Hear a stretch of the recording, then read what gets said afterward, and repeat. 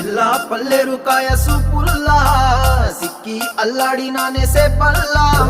పసిడి పచ్చాని అరసే తుల్లా ధర పోస్తా ప్రాణాలు తానే అడగాల సీతా